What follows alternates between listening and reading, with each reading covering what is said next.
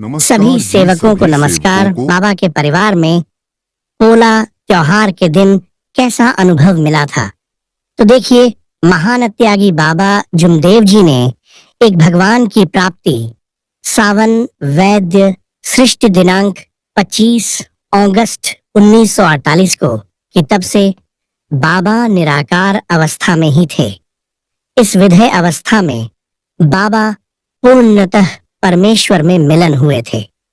इसी दिन से बाबा के परिवार की समस्त समस्याएं, दुर्ग एवं भूत बाधाएं नष्ट हुई। एक भगवान की प्राप्ति के पहले बाबा के परिवार के लोग परंपरा अनुसार श्रद्धा के कारण सभी त्योहार को मानते थे, लेकिन एक भगवान की प्राप्ति के बाद इस परिवार के लोग कोई देवी देवता को नहीं मानते और कोई भी त्योहार नहीं मनाएंगे।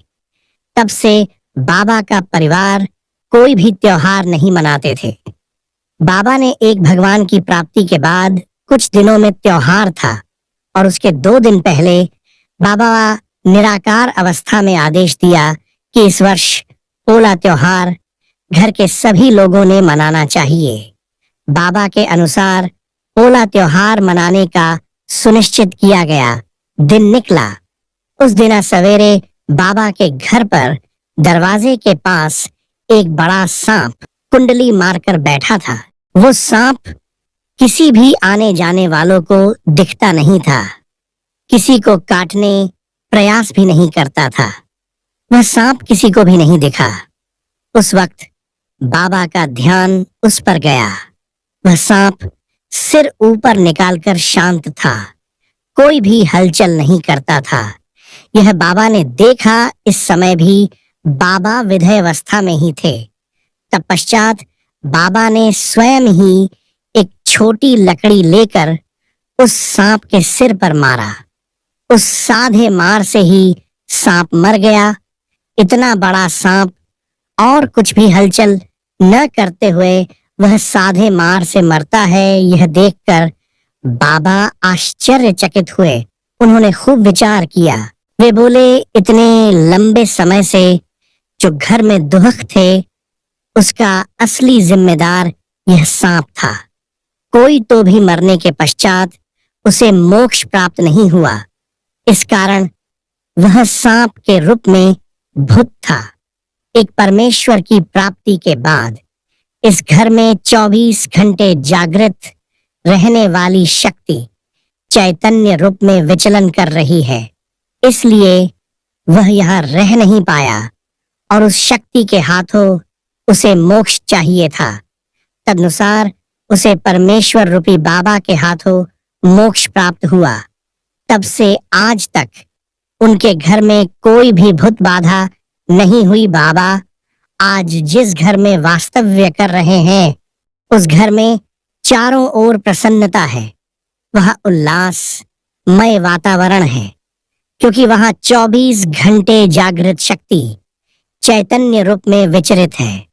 तब से उनके घर सुख शांति समाधानी है।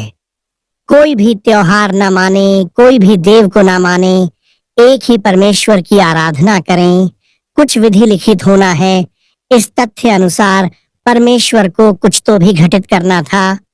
इसलिए उन्होंने पोला त्योहार के निमित्त उस घर से संकट का मूल हमेशा के लिए नष्ट किया। इसलिए पोला त्योहार एक महत्वपूर्ण त्योहार माना गया, क्योंकि महान त्यागी बाबा जुमदेव जी के घर से बड़े सांप के रूप में एक शैतानी शक्ति समाप्त हुई। उस असुरी शक्ति को बाबा के हाथों मोक्ष प्राप्त हुआ।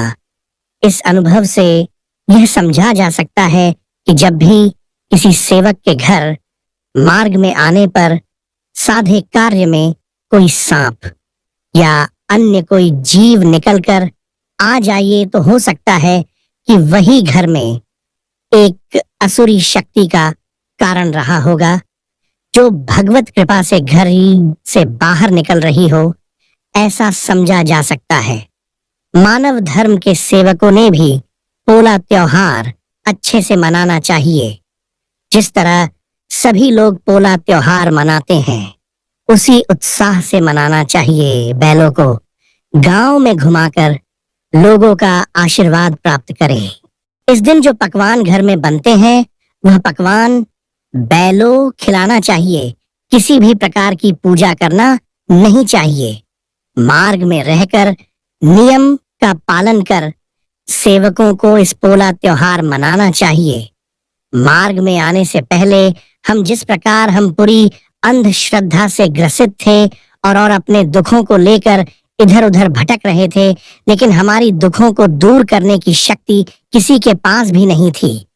लेकिन जब हम इस मार्ग में आए, इस दिन से हमारा भाग्य खुल गया, क्योंकि मार्ग में आने के बाद मार्गदर्शक के बताए अनुसार हमने 3 या 7 दिनों का अनुभव कार्य किया। इस अनुभव कार्य में हमें पता चल गया कि हमारा दुख दूर हो रहा है या नहीं, और हमने फिर भी इस अनुभव के आधार पर हमने और लगन और निष्ठा से बाबा की बताए नियम के अनुसार चलकर हमने एक भगवान का कार्य सच्ची लगन से करना शुरू किया। तो हमारे भीतर बसा सारा जो भी दुख परेशानी है वो पाल भर में दूर हो गए। इस मार्ग में बहुत बड़े बड़े ऐसे अनुभव देखने को मिले हैं जिसको सुनकर लोग अचंभित हो जाएंगे। किसी को यकीन नहीं होगा कि विकार से भी इस मार्ग में अनुभव देखने को मिलता है।